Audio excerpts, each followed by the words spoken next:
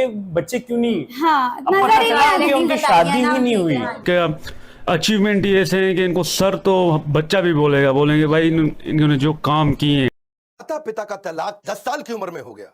मां ने दूसरी शादी कर ली, जिंदगी भर सौतेले भाई के साथ रहे। आस पड़ोस के बच्चे चिढ़ाते तंग करते रहे, अपनी खुद की गर्लफ्रेंड छोड़ के चली गई, जिंदगी भर अकेले रहना पड़ा। जब अमेरिका गए तो बर्तन धोते रह गए। नमस्कार, मैं Vivek Bindra, founder and CEO बड़ा बिजनेस.com। बॉलीवुड की कहानी नहीं है ये कोई, वापस आ चुका हूं पूरे जोश के साथ। इस बार बात करूंगा रतन टाटा पे। बहुत कमेंट्स किए थे आपने, रतन टाटा सर, रतन टाटा, रतन टाटा देश के रतन, रतन टाटा। इससे पहले भी मैंने अटल बिहारी वाजपेयी, अब्दुल कलाम, नेताजी सुभाष चंद्र बोस और बॉलीवुड पे 4 केस स्टडी दी थी। चारों का व्यूअरशिप मिलियंस में गया है। खड़ा हो चुका हूं, अब कोई वीडियो बैठ के नहीं बना रहा हूं, पूरे जोश के साथ आ चुका हूं। अगर आप थोड़े नीचे कमेंट बॉक्स में बताओ, Steve Jobs, Mark Zuckerberg, Mukesh Ambani, Sardar Patel, और अगर 5 लाख लाइक दिए ना तो मजबूरी का नाम महात्मा गांधी भी बना सकता हूं। क्यों कहते थे मजबूरी का नाम महात्मा गांधी? अब वीडियो मिस मत करिएगा, नई नई लर्निंग दे रहा हूं आपको। सही कार्य करने के लिए समय हमेशा ही सही होता है। कौन थे Ratan Tata? Industrialist, investor, philanthropist, कोई ट्रेंड पायलट, पद्मश्री, पद्म विभूषण? कौन थे? लंदन में इनको सर का टाइटल दिया, ऑनररी नाइट बोलते हैं उसको, यूके में टाइटल दिया गया इनको सर। इसीलिए मैं भी पूरे वीडियो में बोलूंगा सर रतन टाटा। इनकी चेयरमैनशिप में इनका रेवेन्यू टाटा ग्रुप का 40 गुना बढ़ा। 22 साल में 40 गुना रेवेन्यू बढ़ा, प्रॉफिट इन्होंने 50 गुना बढ़ाया। ग्रेटनेस रतन टाटा की ये थी कि ये हर डीप इंसल्ट को स्टीप रिजल्ट में कन्वर्ट करते थे। आप इनकी बेइज्जती करो, इनको डीप इंसल्ट दो, ये स्टीप रिजल्ट क्रिएट कर देंगे। जितना इनको तंग करो ये उतना ग्रो कर जाते हैं। 90% स्टार्टअप 5 साल में फेल हो जाते हैं इंडिया में। 90% स्टार्टअप 90% 5 साल में फेल हो जाते हैं। केवल बचे हुए 5% स्टार्टअप है जो अगले 10 साल तक चल पाते हैं, और 0.01% कंपनियां जो 100 साल तक चलती हैं। टाटा ग्रुप ही ऐसी कंपनी है जो 150 से ज्यादा साल से चल रही है। आज टाटा ग्रुप इतना बड़ा हो गया कि इनकी 100 से ज्यादा कंपनियां 100 से ज्यादा देशों में चल रही हैं। हाईएस्ट मार्केट कैपिटलाइजेशन है आज पूरे देश के अंदर इनका। टीसीएस अकेली इतनी बड़ी है कि पूरा पाकिस्तान स्टॉक एक्सचेंज एक तरफ और टीसीएस का मार्केट कैप एक तरफ। दोबारा सुन लो, पूरा पाकिस्तान, पूरा उसका पाकिस्तान स्टॉक एक्सचेंज एक तरफ, उनका टोटल मार्केट कैप पूरे देश की सारी कंपनियों का, और हमारी टीसीएस एक तरफ। ये रतन टाटा 4% अकेले जीडीपी को कंट्रीब्यूट कर रहे हैं। ये 50,000 करोड़ के लगभग का टैक्स कंट्रीब्यूट करते हैं एक साल का। पूरा आसाम, हिमाचल प्रदेश, उड़ीसा, गोवा मिला के इतना टैक्स कलेक्ट नहीं करता जितना टाटा ग्रुप अकेला देश को टैक्स देता है। आज हम सबके पास सुविधाओं में टाटा ग्रुप का बहुत बड़ा रोल है। 28 दिसंबर 1937 को पारसी श्री रतन टाटा, सर रतन टाटा आज 83 साल के हो चुके हैं। कॉर्नेल यूनिवर्सिटी यूएस में हार्वर्ड में पढ़े। पिता नवल टाटा, मां सुनी टाटा। आपस में उनका डिवोर्स हो गया तो ये दादी नावजी भाई टाटा के साथ रहे। 1962 में अमेरिका से जब लौट के आए इंडिया में तो उनकी पहली नौकरी टाटा स्टील में लगी जमशेदपुर के अंदर। और उस समय सारे मजदूरों के साथ रहते थे, शॉप फ्लोर पे रहते थे, उनके साथ ही डॉर्मेट्री में सो जाया करते थे। खाना भी लाइन में लग के कैफेटेरिया में उनके साथ लंच किया करते थे। इन्होंने पूछा गाड़ी मिलेगी? उनको बोला गया गाड़ी नहीं मिलेगी आपको, साइकिल पे आया करो अच्छा रहेगा। बोले साइकिल, अच्छा मैं समझ गया। तो ये पैदल ही आने लगे, साइकिल पे भी नहीं आए। अपनी लीडरशिप में इन्होंने टीसीएस को लिस्ट किया, पब्लिक गए। टाटा मोटर्स को उन्होंने न्यूयॉर्क स्टॉक एक्सचेंज में लिस्ट किया ताकि इंटरनेशनल पावर और रिकॉग्निशन मिल सके। As a chairman of Tata group उन्होंने बहुत सारी foreign companies, Tetley, Daewoo commercial vehicle, Corus group steel के लिए, जैगुआर लैंड रोवर की कहानी तो आपको पता ही है। वो मैं बिल फोर्ड की कहानी, इनकी टाटा और बिल फोर्ड की बेइज्जती की कहानी पहले कवर कर चुका हूं कि कैसे इनकी बिल फोर्ड ने बेइज्जती करी थी। जब अपनी कंपनी बेचने डेट्रॉइट तो उन्होंने कहा तुम पे एहसान कर रहा हूं। रतन टाटा ने अपनी कंपनी बेची नहीं। बाद में बिल फोर्ड इनके पास डेट्रॉइट से मुंबई आए, बोले आप हमारी कंपनी खरीद के एहसान कर रहे हैं। तब इन्होंने जैगुआर लैंड रोवर ली थी। 5 स्ट्रैटेजी पहले बिजनेस की लेता हूं, फिर बताऊंगा रतन टाटा ने शादी क्यों नहीं करी और इनके 10 अनसुने किस्से, वो कहानियां जो सुन के आप बहुत इंस्पायर्ड होंगे। पहले 5 स्ट्रैटेजी। पहली स्ट्रैटेजी ऑर्गेनिक ग्रोथ लेते हैं। ऑर्गेनिक मतलब जो अपने आप मिल सके, नई मार्केट, नई टेक्नोलॉजी, नया कस्टमर, नई मार्केट, नई टेक्नोलॉजी, नया कस्टमर, ढूंढते रहो। कौन सी नई मार्केट, कौन सी नई टेक्नोलॉजी, कौन सा नया कस्टमर। दूसरी इनऑर्गेनिक ग्रोथ, जो अपने आप होगी ठीक है, अब इनऑर्गेनिक ग्रोथ लेंगे, टेक ओवर करेंगे, एक्विजिशन करेंगे, दूसरी कंपनियां खरीदेंगे, छोटी कंपनियां खरीदेंगे, खुद को बड़ा करेंगे, जॉइंट वेंचर करेंगे, पार्टनरशिप्स करेंगे, स्ट्रेटेजिक अलायंस करेंगे। तीसरी स्ट्रैटेजी, जो धंधा अच्छा नहीं है उसमें से एग्जिट कर लो। Cosmetic, paint, oil, soap, pharma, cement, ये 6 कंपनियां की चली नहीं, उनसे एग्जिट कर गए, बाहर निकल जाओ, कोई अटैचमेंट नहीं, धंधे को धंधे की तरह चलाना है। चौथी स्ट्रैटेजी, एंटर करो उसमें जो चलेगा। रिटेल, टेलीकॉम, बायोटेक्नोलॉजी और टेक्नोलॉजी इनका बहुत अच्छा चलता रहा, उसमें एंटर करके उसको बड़ा करते गए। और इनकी फाइनली 5वीं स्ट्रैटेजी क्या थी कि कोर बिजनेस को पकड़ के रखो। स्टील, मोटर, केमिकल और पावर, ये इनके कोर बिजनेस थे। अब लेते हैं 10 वो कहानियां। 10 में से पहली कहानी बहुत लोगों के मन में है, रतन टाटा जी ने शादी करी क्यों नहीं? एक बार आया था मौका, वो शादी के बहुत नजदीक पहुंच गए थे। लॉस एंजलिस में उनको वहां एक अमेरिकन देवी से बहुत प्रेम हो गया था। वो देवी जी को भी रतन टाटा से बहुत प्रेम हो गया था, और वो अमेरिकन देवी के साथ इतना प्रेम हो गया कि इन्होंने डिसाइड कर लिया अब शादी करें। इतने में टाटा जी को फोन आया इंडिया से, अरे बेटा रतन मैं बीमार हूं। उनकी दादी का फोन आया, इंडिया मुझसे मिलने आ जाओ, मेरा आखिरी समय। रतन टाटा को जाना पड़ा क्योंकि उन्होंने सारी जिंदगी दादी के साथ ही तो बिताई थी। तो उन्होंने देवी जी को बोला कि चलो चलते हैं अब इंडिया, इंडिया में शादी करेंगे हम लोग और दादी से भी आपको मिलवाऊंगा। तो वहां बेटी को रुकना पड़ गया क्योंकि उसके माता पिता ने बोला इंडिया में इंडो चाइना का वॉर चल रहा है, 1962 का समय था, इंडो चाइना वॉर चल रहा था। उन्होंने कहा अभी इंडिया जाना ठीक नहीं है। ये इंडिया गए, सोचा अब वो देवी जी आने वाली हैं। उधर उसके माता पिता ने उसकी शादी किसी और से करा दी। रतन टाटा को सुन के बहुत धक्का लगा क्योंकि वो वचन दे चुके थे। रतन टाटा ने अपने कई इंटरव्यूज में ये बात बोली कि जो मैं बोलता हूं उसे पूरा करता हूं, मेरे मुंह से ऐसे शब्द नहीं बोलता मैं। I tend to not say things loosely. I try to live up to whatever I've said, the commitments I've made. क्योंकि इन्होंने उस लड़की को वचन दिया था कि मैं शादी तुमसे करूंगा, अब उसने किसी और से कर ली, तो रतन टाटा ने जिंदगी भर दोबारा शादी नहीं करी, अकेले रहे, लोनर रहे। See it is not easy to be loyal to someone who is not loyal to you.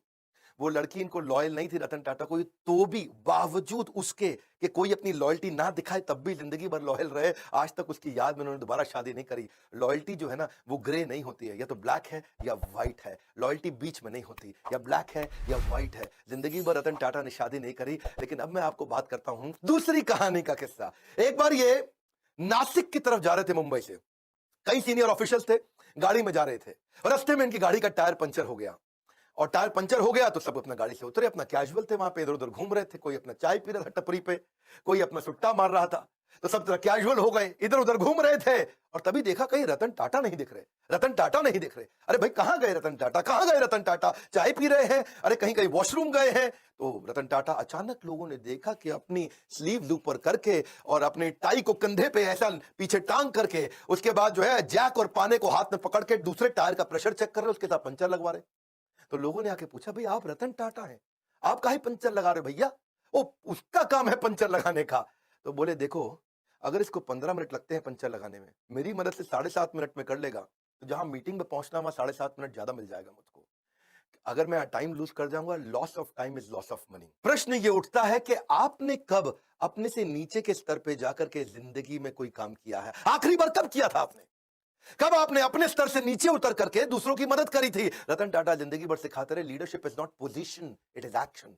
ये पोजिशनल पावर नहीं, पर्सनल पावर है। मुंबई का 26/11 का ताज अटैक, और वो अटैक जिसमें वो जानते हैं, सारी दुनिया जानती है कि उन्होंने सबकी मदद करी। जो आदमी का वहां नुकसान हुआ, इनके जितने एम्प्लॉय थे पर्सनली उनके घर तक गए, ये तो आप जानते हैं। 50, 60, 70, 80 लाख रुपए तक उनको कॉम्पनसेशन दिया, डिपेंडिंग ऑन डिफरेंट सिचुएशन, उनको पैसा दिया। इतना ही नहीं, सबको जिंदगी भर के लिए एक मेडिकल काउंसलर भी दिया। किसी को साइकोलॉजिकल डिप्रेशन हुआ, कोई टेंशन हुआ, क्योंकि इतनी गोलियां बमबारी हुई थी वहां, जिंदगी भर के लिए उनको डॉक्टर भी दिया। जिसका देहांत हुआ उसको पहले 50, 60, 70, 80 लाख रुपए तो दिया, पर साथ में उसकी बची हुई जितनी नौकरी थी, उसकी पूरी जिंदगी की आखिरी जो सैलरी थी वही तनख्वाह उसको जिंदगी भर दी। उसके बाद उसके घर में, परिवार में बच्चों की एजुकेशन की, मैरिज की, मेडिकल की, सबकी रिस्पॉन्सिबिलिटी ली। ऐसे थे रतन टाटा, जिंदगी भर की रिस्पॉन्सिबिलिटी ली। और अगर तुमने कोई कर्जा लिया तो वो कर्जा भी माफ किया। इतना ही नहीं कि जो लड़का पहला महीना हुआ है आके, पहला दूसरा दिन हुआ है, ऐसा भी एक लड़का था। ऐसे भी कुछ लड़के थे जिनको बिल्कुल अभी होटल में ज्वाइन ही किया था, ट्रेन ही थे, उनको भी ऐसे ही पूरा कॉम्पनसेट किया। ये सब तो सब समझते हैं, पर जो बात जिसने मुझे हैरान कर दिया, जिसके कारण मैं भी अपनी कंपनी में स्टैंडर्ड को चेंज कर रहा हूं, वो ये है कि उन्होंने अपने होटल वालों की तो मदद करी, बाहर आसपास बाजार में जो पुलिस वालों को गोली लगी उनको भी उन्होंने कॉम्पनसेट किया। वहां पेडेस्ट्रियन जो राही चल रहे थे, वहां पे राहगीर थे, चाय वाला था, भेलपुरी वाला था, गुब्बारे वाला, पाव भाजी वाला, पान की दुकान, टपरी, जिनको टाटा ग्रुप से कोई मतलब नहीं, उनको भी इन्होंने मॉनिटरी भी, पैसे से भी मदद करी और साथ में टाटा ग्रुप में नौकरी भी दिलाई। और ये सब कुछ उन्होंने केवल 20 दिन में कर लिया। दूसरी तरफ एक लड़की थी देविका, सीएसटी स्टेशन पे, उसने अजमल कसाब को रिकॉग्नाइज किया था। छोटी लड़की थी, 10, 11, 12 साल की, और उसको उसके पिता और उसके भाई जेंट्स वॉशरूम गए थे, वो छोटी बच्ची को बाहर 2 मिनट छोड़ करके, और उसको सामने से आके गोली मारी। उसी ने अजमल कसाब को आकर के बाद में कोर्ट में पहचाना था। आज रतन टाटा ने तो 20 दिन के अंदर कॉम्पनसेशन कर दिया सब कुछ। 20 दिन में फटाफट कमेटी बना के सबको मुआवजा दिया, सबकी मदद करी, सबके साथ खड़े हो गए। और तब 2008 से 2020 हो गया, एक 20 दिन, एक 2020, 20 डेज, 2020। आज 2020 तक उस लड़की को कोई कॉम्पनसेशन नहीं मिला। इनफैक्ट मछुआरे थे कहीं, मैं भी इकोनॉमिक टाइम्स में खबर पढ़ रहा था, वो मछुआरों को आज 12 साल के बाद कॉम्पनसेशन मिला। मतलब सरकार को जितना समय लगता है, टाटा को कभी समय नहीं लगता। करुणा के लिए कारण की जरूरत नहीं पड़ती। यदि आप दूसरों को प्रसन्न देखना चाहते हैं तो करुणा का भाव रखिए, और अगर खुद को प्रसन्न देखना चाहते हैं तो भी वही करना है, तो भी करुणा का भाव रखना है। देखिए ये ऐसे व्यक्ति थे जो वैल्यू को वैल्यू किया करते थे, वैल्यूज को, he used to value the values. चौथी कहानी, हार्वर्ड के अंदर अब सब लोग सोचने लगे कि भाई हम क्राइसिस मैनेजमेंट सिखाते हैं, 26/11 में सबसे बड़ा क्राइसिस था। और तब वहां के प्रोफेसर ने सोचा कि भाई हम केस स्टडी सिखाते हैं क्राइसिस मैनेजमेंट की। तो उन्होंने अपने 2 प्रोफेसर को भेजा कि जाके इंडिया में पता लगाओ कि रतन टाटा की ये कंपनी टाटा ग्रुप में जो होटल था, होटल के कर्मचारी इतने कमिटेड कैसे थे, कैसे अपनी जिंदगी को दांव पर डाल के दूसरों को बचाने में लगे थे। आपको तो पता है ना, वहां एक जनरल मैनेजर भी था, करमबीर सिंह, 1 साल पुराना जनरल मैनेजर था। और उसने क्या देखा, मतलब उसकी वाइफ और उसके बच्चे उसी होटल में रुके हुए थे और उसको पता चला, खबर मिली कि उसकी वाइफ की डेथ हो गई है वहीं पे, जो नीति थी उसकी वाइफ। और उसका बेटा उदय और समर, एक की उम्र 14 साल, एक की 5 साल, वो होटल के अंदर है जनरल मैनेजर करमबीर सिंह। और ऊपर फ्लोर के अंदर एक स्वीट कमरे के अंदर उनके बच्चे और उसकी बीवी की डेथ हो गई, लेकिन वो रुका नहीं, क्योंकि आग लग गई थी वहां कमरे में। वो रुका नहीं, वो सुनने के बावजूद वो दूसरे गेस्ट को बचाने में लगा रहा। इतना ही नहीं, उनके अलावा यंग ट्रेनी थे बहुत सारे, वो भी गेस्ट को बचाने में लगे रहे। वो भी खुद वहीं रुक रहे, उनको गेस्ट को भेजते रहे होटल के अंदर। टेलीफोन ऑपरेटर फोन करके बता रहा है कि अब निकलो, अब रुको, अब निकलो, अब रुको। रिसेप्शनिस्ट जो स्टाफ थी वहां पे, वो भी ह्यूमन शील्ड बना बना करके गेस्ट को निकालने में लगे हैं। सब लोग हैरान थे। हार्वर्ड बोला कि यार एम्प्लॉइज में ऐसा है क्या, इनके ये क्या भरते हैं, कौन सा इंजेक्शन लगाते हैं कि इनके एम्प्लॉय कोई आर्मी के अफसर थोड़ी है कि अपनी जिंदगी दांव पे लगा दी। भाई सबसे पहले तो आदमी अपने को बचाता है, खुद निकलता है। लेकिन इनके सारे एम्प्लॉय, जब ताज मालदीव्स का भी था ना, ताज, वहां पे भी सुनामी आया था 2004 में, उधर भी इन्होंने यही किया था। तो वो सोचे कि भाई ताज होटल के एम्प्लॉय ऐसे हैं कैसे। तो देश पांडे और रैना, ये 2 आदमी हार्वर्ड से आए रिसर्च करने इंडिया में। तो पहले सोचा भाई सिंपल सी बात है, आप लोग भी सोच रहे होंगे कि इनकी ट्रेनिंग बड़ी अच्छी होती होगी, इनका ह्यूमन रिसोर्स अच्छा होगा, इनके मैनुअल अच्छे होंगे। लेकिन वो बोले नहीं, ट्रेनिंग तो तब देना जब एम्प्लॉय 2, 4, 5, 10 साल पुराना हो जाए। यहां तो एम्प्लॉय नया था, जिसको आए 15 दिन हुए वो भी जान दे रहा है अपनी। तो बोले कि अच्छा रिवॉर्ड रिकॉग्निशन अच्छा देते होंगे। भाई नहीं, रिवॉर्ड रिकॉग्निशन तब दोगे जब तुम साल 2 साल 4 साल नौकरी कर लोगे, तब तो कोई अवार्ड रिवॉर्ड दोगे। वो तो 15 साल पुराने लड़के, 15 दिन क्षमा चाहता हूं, पुराने लड़के आए और होटल में अपनी जान देने में लगे। तो ये कह रहे हैं कि क्या चक्कर है, टाटा ग्रुप के होटल में कोई आदमी आता है तो अपनी जान देने को तैयार हो जाता है, पर ग्रुप के लिए, टाटा के लिए काम करता है, क्या चक्कर है। तुमने कहा भाई रेज्यूमे अच्छा था, इनका एक्सपीरियंस अच्छा था, पता चला वो भी नहीं। फाइनली रतन टाटा से जब इनका इंटरव्यू हुआ, उन्होंने कहा क्या क्या चक्कर क्या है, आपके होटल का आदमी अपनी जिंदगी दांव पे लगा देता है। तो रतन टाटा ने बोला ये बाद की बात नहीं है, ये हायरिंग से पहले की बात है। हम उसका कैरेक्टर, उसकी इंटेग्रिटी को देख लेते हैं इंटरव्यू के दौरान। Interview is the key. Interview के दौरान ही हम अपनी कंपनी में ऐसे लोगों को लेते हैं जो ईमानदार है, काम करना तो हम सिखा देंगे, हमें ईमानदार लोग चाहिए। ये है टाटा ग्रुप, खुद इतने ईमानदार, उनकी ईमानदारी पर तवे पे बैठ करके इंसान आज भी कसम खा सकता है कि भाई टाटा नहीं कर सकते बेईमानी। और ऐसे ही एम्प्लॉय भी लेते हैं, कहते हैं ईमानदार ले लो। और जब ईमानदार लोग लिए तो उन्होंने अपनी जान दी होटल में लोगों को बचाने के लिए। इनका रूल क्या है, नेशन बिफोर द बिजनेस। मैं 5वीं कहानी सुनाता हूं। अभी ताज अटैक की मैंने 2 कहानी सुनाई आपको, अब ताज ही की तीसरी कहानी लेते हैं कि ताज होटल को ठीक करने के लिए रतन टाटा ने टेंडर निकाला। भाई होटल में आग लग चुकी है, होटल में गोलियां चली हैं, होटल पूरा तहस नहस हो चुका है। तो उन्होंने दुनिया भर में टेंडर निकाला कि कौन हमारे होटल को आके ठीक करेगा, रिपेयर करेगा। समझ रहे हो मेरी बात को। तो रिपेयर करने के लिए दुनिया भर में टेंडर, पाकिस्तान से 2 कंपनी ने भी टेंडर अप्लाई कर दिया कि हम आपका होटल आके ठीक करते हैं। अच्छा, उनको रतन टाटा ने ध्यान नहीं दिया, भाई पाकिस्तानी है, मैं नहीं कराऊंगा इनसे। कसाब साहब वहीं से आए थे। तो ये को 2 आदमी, 2 बड़े बिजनेसमैन बिना अपॉइंटमेंट लिए पहुंच गए मुंबई रतन टाटा से मिलने के लिए कि भैया हमको दे दो, हम करेंगे टेंडर पास। रतन टाटा ने उनको अपॉइंटमेंट नहीं दिया, कमरे के अंदर से सेक्रेटरी को बोल दिया, बोल दो बिजी हैं। वो बाहर बैठे वेट करते रहे, पूरा सुबह से शाम हो गया। रतन टाटा ने फिर मैसेज भेज दिया उनको, बोलो चले जाओ, तुम अपॉइंटमेंट लेके नहीं आए, मैं बिजी हूं। ये दोनों पाकिस्तान के बड़े बिजनेसमैन दिल्ली पहुंच गए एक बड़े कांग्रेस के नेता के पास। उस समय कांग्रेस का वो कैबिनेट में मिनिस्टर था। और उनके पास जाकर के बोलते हैं कि आप मेरी रतन टाटा से अपॉइंटमेंट फिक्स करा दो, हम उनका होटल ठीक कर देंगे, भैया हमारा तो काम ही यही है। तो कांग्रेस के मिनिस्टर ने रतन टाटा को फोन किया, हेलो मैं मंत्री बोल रहा हूं, मैं नाम नहीं लूंगा उनका। रतन टाटा बोले बताइए। बोले ये 2 आदमी आए हैं बिजनेसमैन पाकिस्तान से, ये आपका होटल ठीक कर सकते हैं, इनको टेंडर दे दो, आप इनको मीटिंग तो दे दो, कम से कम इतना तो करो। तो रतन टाटा ने उनको क्या जवाब दिया, आप हैरान हो जाएंगे। बोले तुम बेशर्म हो सकते हो, मैं बेशर्म नहीं हूं, पाकिस्तानियों को धंधा नहीं दूंगा। हटाक फोन रख दिया। ऐसे हैं हमारे श्री रतन टाटा। इसी के साथ दूसरी कहानी, और 26/11 के अटैक के बाद पाकिस्तान की सरकार ने उनसे कुछ सैकड़ों हजारों टाटा सूमो को ऑर्डर दिया था। टाटा सूमो, उन्होंने कहा मैं पाकिस्तान को नहीं दूंगा, नुकसान बर्दाश्त है लेकिन देश से गद्दारी बर्दाश्त नहीं है। क्विकली छठी छोटी सी कहानी, एक बार एक कॉलेज के चेयरमैन ने उनको इन्वाइट किया कि बड़े फंक्शन में 25वीं एनिवर्सरी सेलिब्रेशन थी। अब रतन टाटा आए हुए, रतन टाटा है भैया, टाटा ग्रुप कंग्लोमरेट, बच्चों में भीड़ भाड़ हो गई। और मैं देखूंगा आगे आऊंगा, मैं देखूंगा आगे आऊंगा। 2-4 बच्चों ने इधर धक्के मार दिए आगे निकलने के चक्कर में। रतन टाटा ने देखा बेचारी एक लड़की नीचे गिर गई। उन्होंने कहा कि आप फंक्शन खत्म होने दो, मैं आपसे मिलूंगा। फंक्शन थोड़ा लंबा हो गया, रतन टाटा जी की फ्लाइट थी और उन्होंने अपनी फ्लाइट मिस कर दी। प्रिंसिपल ने बोला फ्लाइट क्यों मिस कर रहे हैं साहब, बच्चे हैं, क्या हो गया? बोले नहीं, मैंने वचन दिया है, मैं इनसे मिलूंगा, प्राण जाए पर वचन ना जाए। ये कहानी आपने पहले बॉलीवुड में बहुत सुनी होंगी, लेकिन असलियत में रतन टाटा कहते हैं जो मैं मुंह से निकाल देता हूं मैं करता हूं पूरा। चलो आगे बढ़ते हैं। 7वीं कहानी, रतन टाटा एक पीपल्स पर्सन थे। आपको पता है जब जापानी कंपनी इंडिया में आती है और ऑटोमोबाइल कंपनी लगाती है तो बहुत स्ट्राइक होती है। सुजुकी, मारुति, उनके यहां भी बहुत स्ट्राइक हुई, होंडा के यहां हुई, या कोई भी जापानीज कंपनी होती है, क्योंकि मैनेजमेंट और लेबर यूनियन का आपस में झगड़ा चलता है। लेकिन एक दफा टाटा मोटर्स में भी हुआ, मैनेजमेंट और लेबर का झगड़ा हो गया। वहां पे लेबर ने उनको बोला, उनकी यूनियन ने बोला कि भाई हमको ना यहाँ पे एक बोनस चाहिए, आप बोनस नहीं दे रहे हैं।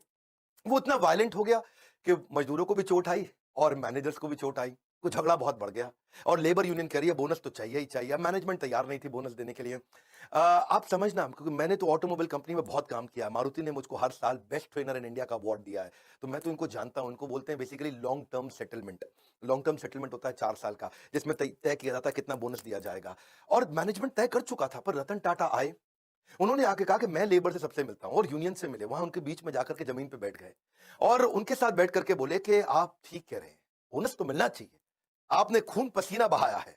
जाके मैनेजमेंट को समझाने लगे रतन टाटा कि भाई इनको बोनस दो। अब मैनेजमेंट बोली सर हम ऑटोनोमस बॉडी है, हम डिसाइड करेंगे, हमारे हिसाब से बोनस नहीं देना चाहिए। रतन टाटा अड़ गए, बोनस दो, आपको देना चाहिए। मैनेजमेंट बोली आप जबरदस्ती करेंगे तो हम दे देंगे, लेकिन इनको देना बनता नहीं है। रतन टाटा बोले देखो मेरी रिक्वेस्ट है, इनको बोनस दो। अब वहां सारे मजदूर देख रहे हैं, पहली बार भी रतन टाटा खुद आए, आके मैनेजमेंट से लड़ रहे हैं। ऐसा साइकोलॉजिकल टर्न अराउंड हुआ कि उसके बाद खुद ही सारे की सारी लेबर यूनियन ने आकर के बोल दिया कि अब हमको बोनस नहीं चाहिए, रतन टाटा आकर के हमसे लड़े, इतना ही काफी है। 8वीं क्विकली कहानी, रिवॉर्ड द फेलियर।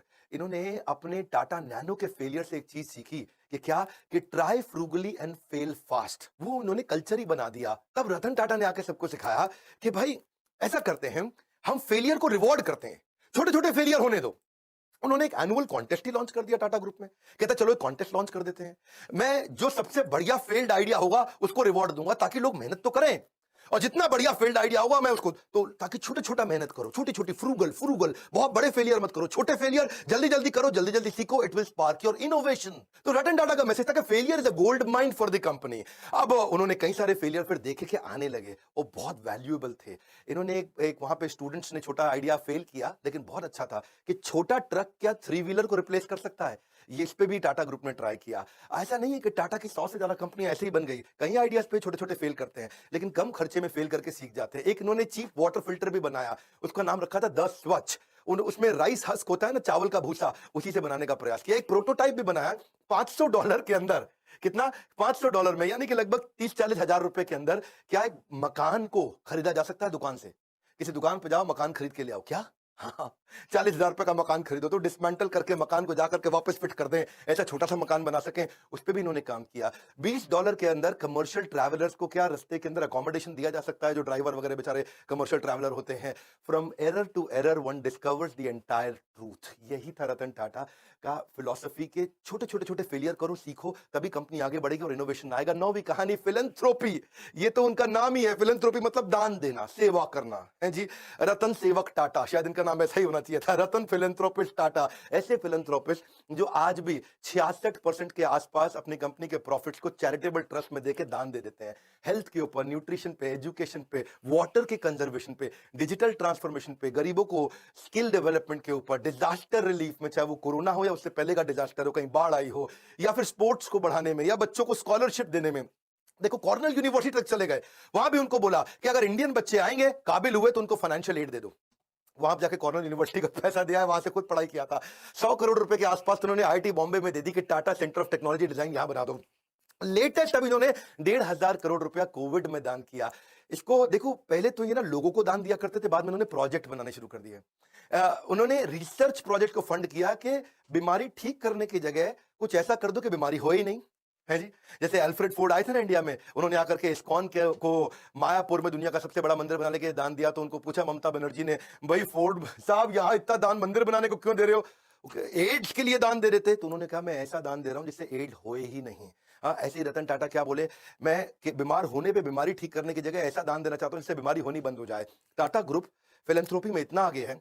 2011 का मैं अपना पर्सनल किस्सा भी सुनाना चाहूंगा। मेरे गुरुदेव के आदेश पे उन्होंने कहा हम गरीब बच्चों को खाना खिलाना चाहते हैं, तो उन्होंने कहा कि आप टाटा ग्रुप से जाकर के मिलिए, बहुत दान देते हैं। तो तब अर्जुन मुंडा सांसद हुआ करते थे उन दिनों, ये मेरा पर्सनल किस्सा है 2011 का बता रहा हूँ, जमशेदपुर से।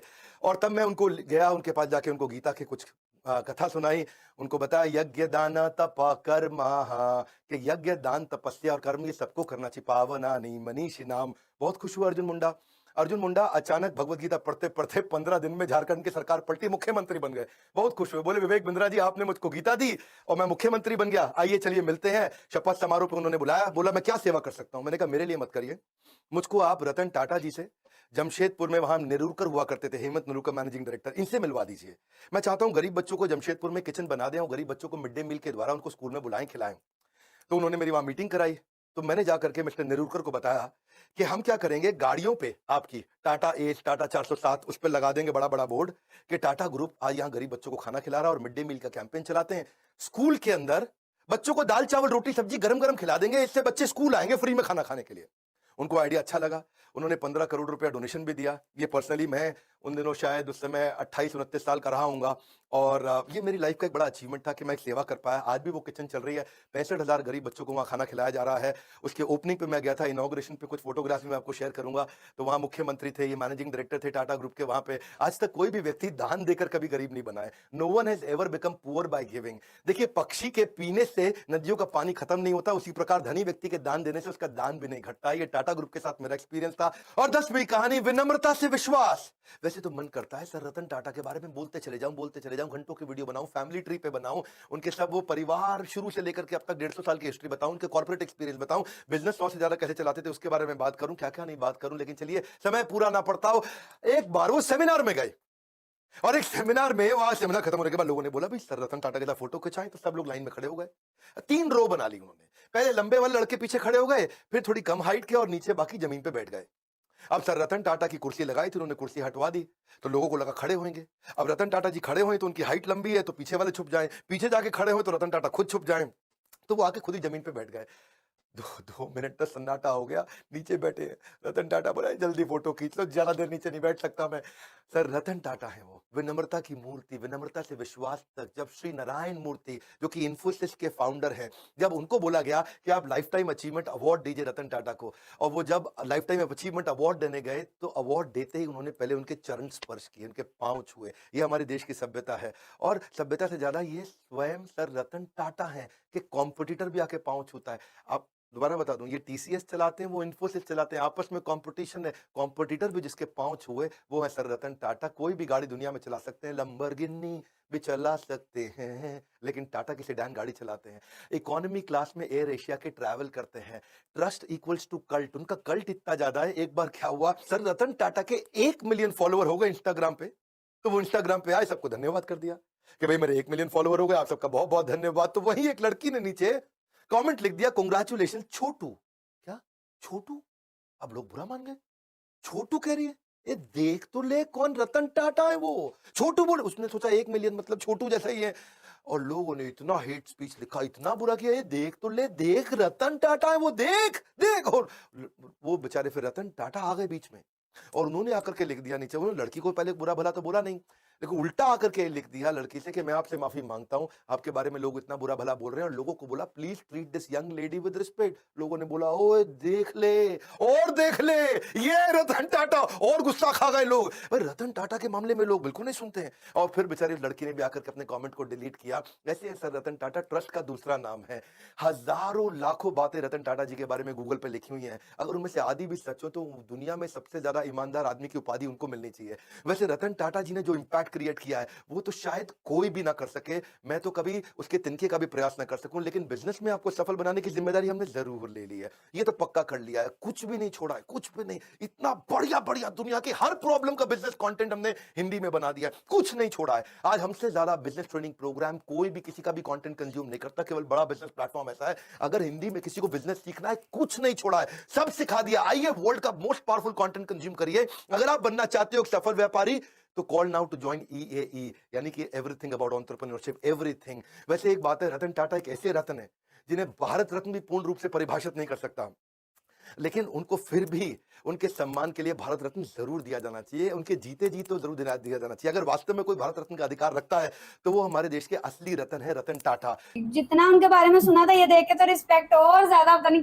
डबल ट्रिपल जो है ना वो हो गई है। जिस तरह मैंने स्टार्ट में ही बोला था कि हाँ उनके कैरेक्टर के बारे में कि हम स्टार्ट से बड़ा इंप्रेस थे, तो हाँ मेरे माइंड में एक क्वेश्चन बहुत बार बार शादी से रिलेटेड मैं जब देखती थी मैं कहती थी कि हम अंबानी और इनका कंपैरिजन करते हैं, अंबानी की फैमिली के इतने चर्चे रहते हैं, खर्चे ही नहीं खत्म होते और एक तरफ ये कोई नजर ही नहीं आता। तो पूरी स्टोरी बता दिया कि मैंने भी काफी मतलब हाँ ये था नोट कि यार अंबानी मतलब जैसे अपने बच्चों की फैमिलीज में मतलब बर्थडे या मैरिजेस पे इतना खर्चा करते हैं, तो इनके बच्चे क्यों नहीं हाँ नजर ही नहीं कि उनकी शादी ही नहीं हुई। हाँ जी नहीं उनकी बड़ी भाई उनकी जो लाइफ है, उन्होंने जितना काम किया है लोगों के लिए, जैसे वो बता रहे थे कि जब वो अटैक हुआ था तो सिर्फ अपने एम्प्लॉइज के लिए नहीं बल्कि उन्होंने बाहर जा जाके भी उन्होंने हेल्प आउट किया था। और जो न्यू इंटर्नीज थे जो एक दिन थे, वरना होता है ना कि यार ये तो अभी लगा हुआ भी नहीं है तो हम इसको क्यों दे पूरी जिंदगी, लेकिन पूरी जिंदगी उनका भी चलता रहा है और पे जाती रही है जो मतलब हुआ था।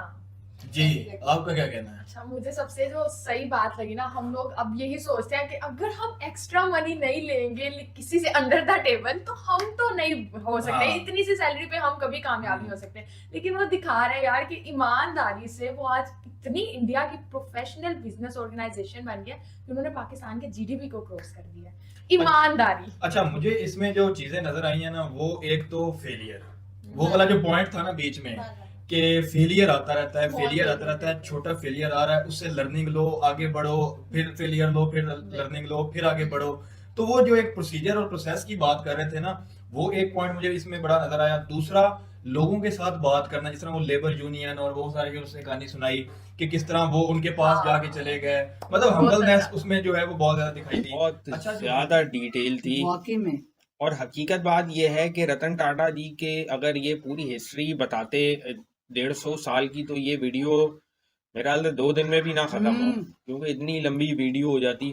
तो जितनी चीजें इन्होंने बताई वीडियो के अंदर वो भी बहुत ही ज्यादा डिटेल के साथ है। मतलब पूरी वीडियो का जो एक निचोड़ जो मुझे सबसे ज्यादा समझ में आया ना, वो है ऑनेस्टी, वो भी अपने कंट्री के साथ, अपने देश के साथ जो है वो ईमानदारी, अपने लोगों के साथ मोहब्बत और उनकी फिक्र। तो मतलब ये जो है ना, फिर अपने लोगों का इतना ख्याल करना कि उनके साथ बैठना, नीचे मतलब जो नीचे आम मजदूर है, आम लेबर वाला जो भी बंदा है, उसके साथ भी बैठ जाना, उनके प्रॉब्लम्स को डायरेक्टली सॉल्व करना, हर किस्म के मामलात जो है वो खुद से देख लेना। मतलब वो अपने आप को जिस तरह वो लोगों के अंदर आदत होती है, मैं मालिक हूँ और मैं, उनके अंदर गुरूर नहीं था, गुरूर नहीं था उनके अंदर। तो ये सारी चीजें जो है ना उनके अंदर, ये सबसे अच्छी बात थी। और सबसे बड़ी बात ये है कि अपने कंट्री के लिए कंट्रीब्यूट करना, ऊपर से इतना बड़ा बिजनेस है उनका जो जिसकी 4%, जैसे कि इन्होंने बताया कि पूरे वर्ल्ड, पूरे भारत की 4% इकोनॉमी जो है वो इनके टैक्सेस से और ये वो इन चीजों से होती है। बिल्कुल सही दिया है ये। मतलब इनके अचीवमेंट ही ऐसे हैं कि इनको सर तो बच्चा भी बोलेंगे भाई इन्होंने जो काम किए हैं क्या बात है भाई। गरीबों की मदद करने वाले, बचपन से ही उनका मतलब इस तरह के ख्वाब, अपने माँ बाप से अलग हो गए, वो उनके तलाक हो गई फिर भी वो अपने मकसद में कामयाब हो गए और जो भी उन्होंने फोकस रखा हुआ था अपनी लाइफ में वो चलते गए। और जो आज डॉक्टर साहब ने मतलब बताया भाई साहब, एकदम दिल पर बातें लग गई। और मैं तो हैरान हूँ कि भाई 50,000 करोड़ से ज्यादा टैक्स देते हैं गवर्नमेंट को। आप पाकिस्तान भी उसके आगे कुछ नहीं है और इतना टैक्स दे रहे हैं गवर्नमेंट को। भाई 4% मतलब इंडिया की जीडीपी में इनका हिस्सा है। तो ये वो महानता की मूरत है, यानी कि उन जैसा महान इंसान मैंने नहीं देखा कि हर चीज त्याग देना, सैक्रिफाइसेस देना, कोई लालच, कोई ग्रेड ना रखना, सपोर्ट करना, अपनी कौम के लिए करना, अपने मुल्क के लिए करना। आज मैं हैरान परेशान हो गई। वैसे मैं रतन टाटा के बारे में बहुत कुछ जानती थी, लेकिन ये जो वीडियो थी इतनी डिटेल में और इसने बताया कि वो कितने महान है। यानी कि सबसे बड़ी चीज ये पता चली आज मुझे कि क्या हर इंडियन इतना ही महान है? क्या मतलब क्या ऐसा है आप लोगों की तबीयत में, मुझे नहीं समझ में आता क्या ऐसा है आप लोगों के दिल में, कौन सा ऐसा मटेरियल यूज हुआ है आपके दिल में कि जो इतने बड़े दिल के मालिक होते हैं, जो इतनी अच्छी नेचर के मालिक होते हैं कि मतलब हमेशा अपने लोगों के लिए सोचना, हमेशा अपनी कौम के बारे में सोचना, अपनी मतलब नीड ना होना, अपनी ग्रेटनेस साइड में रखना,